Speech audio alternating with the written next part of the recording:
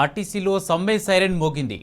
ఈ నెల 22న మొదటి డ్యూటీ నుంచి సమ్మెలోకి వెళ్తున్నామని ఆర్టీసీ జేఏసీ ప్రకటించింది. కార్మికుల సమస్యలపై పోరాటం చేసినా ఫలితం లేకుండా పోయిందని నేతలు మండిపడ్డారు. మార్చి 13న సమ్మె నోటీసులు ఇచ్చినా ఇప్పటి వరకు ప్రభుత్వం నుంచి స్పందన లేకపోవడంపై కార్మికులు బగ్గుమంటున్నారు. ఆర్టీసీ యాజమాన్యం కార్మికుల సమస్యలపై తప్పించుకునే ప్రయత్నం చేస్తుందన్నారు.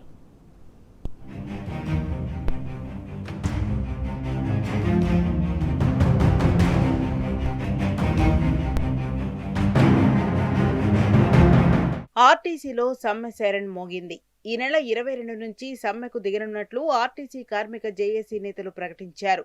సోమవారం జాయింట్ లేబర్ కమిషనర్ సునీతా గోపాల్దాస్ నేతృత్వంలో చర్చలకు సమావేశం నిర్వహించారు. ఈ చర్చలకు ఆర్టీసీ యాజమాన్య సంస్థ నుంచి అధికారులు ఎవరూ రాకపోవడంతో తప్పనిసరి పరిస్థితుల్లో ఆర్టీసీ కార్మిక జేఏసీ సమ్మె తేదీని ప్రకటించింది. కార్మికులు, ఇతర కార్మిక సంఘాలు ఐక్యంగా సమ్మెను విజయవంతం చేయాలని పిలుపునిచ్చింది.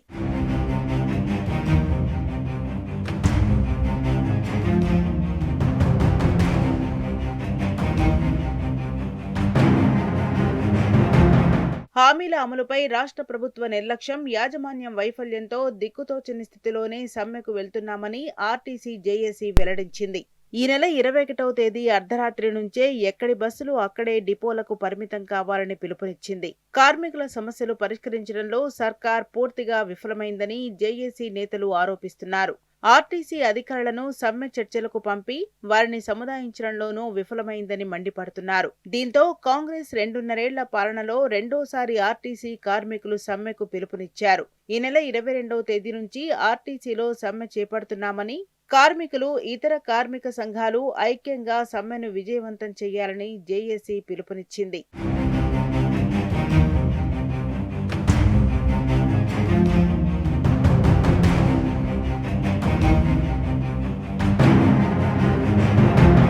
రాష్ట్ర ప్రభుత్వ నిర్లక్ష్యం, యాజమాన్య వైఫల్యం కారణంగా గత్యంతరం లేకే సమ్మెకు పిలుపునిచ్చామని ఆర్టీసీ కార్మిక జేఏసీ చైర్మన్ ఈదురు వెంకన్న వెల్లడించారు. తమ సమస్యల పరిష్కారానికి రాష్ట్ర ప్రభుత్వం చొరవ చూపకపోవడంతో విధిలేని పరిస్థితుల్లో ఈ సమ్మె నిర్ణయం తీసుకున్నామని తెలిపారు. మార్చి 13న సమ్మె నోటీసు ఇచ్చామని, నెల రోజులు ఆగినా ప్రభుత్వం, ఆర్టీసీ యాజమాన్యం ఏమాత్రం చొరవ తీసుకోలేదని ధ్వజమెత్తారు. ఆర్టీసీ కార్మిక సమస్యల మీద రాష్ట్ర ప్రభుత్వం ఏర్పడిన కానుంచి ఎన్నో మార్లు వారిని సొంతంగా కలిసినప్పటికీ, దశల వారి ఉద్యమాలు చేసినప్పటికీ మరి ఎక్కడ కూడా ఏ సమస్య కూడా పరిష్కారం చేసుకున్నందున మార్చి 13వ తారీఖు నాడు కార్మికుల సూచన మేరకు సమ్మె నోటీసు జేఏసీగా జారీ చేయడం జరిగింది.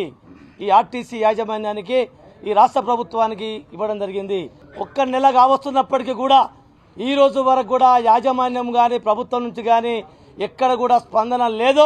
ఈ రోజు జేఏసీగా కార్మికుల యొక్క కోరిక మేరకు ఏప్రిల్ 22వ తారీఖు మొదటి డ్యూటీ నుండి ఆర్టీసీలో సమ్మె జరుగుతుందని చెప్పేసి, సమ్మె చేస్తామని చెప్పేసి ఈ రోజు మీ అందరి ముందు ప్రకటిస్తున్నాం.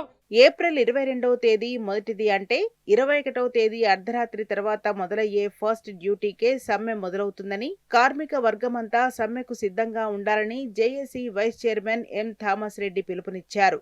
కార్మికుల డిమాండ్లపై అసెంబ్లీలో ప్రతిపక్ష నాయకులు అడిగే ప్రశ్నలకు సమాధానాలు చెప్పలేని స్థితిలో ఇటు ప్రభుత్వం, అటు యాజమాన్యం ఉన్నదని ఆరోపించారు. మేనిఫెస్టోలో ఉన్న విలీన అంశం, ఆర్టీసీని ప్రభుత్వంలో విలీనం చేస్తారా చెయ్యరా, అపాయింట్మెంటే ఇస్తామని చెప్పి ఎందుకు పారిపోతున్నారు, అపాయింట్మెంట్ ఇస్తారా ఇవ్వరా అంటూ థామస్ రెడ్డి ప్రశ్నలు వేశారు. ఇవాళ ఈ ప్రభుత్వం ఎన్నికల మేనిఫెస్టోలో పెట్టింది కాంగ్రెస్ ప్రభుత్వం.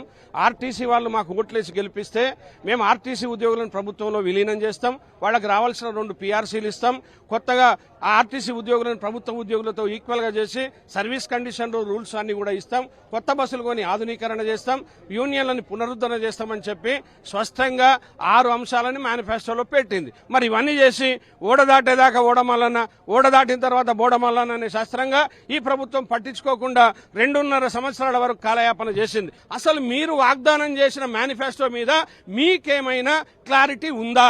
లేదు. కాబట్టే ఇవాళ మీరన్న వాటి మీదనే మేము సమ్మెకు పోతా ఉన్నాము.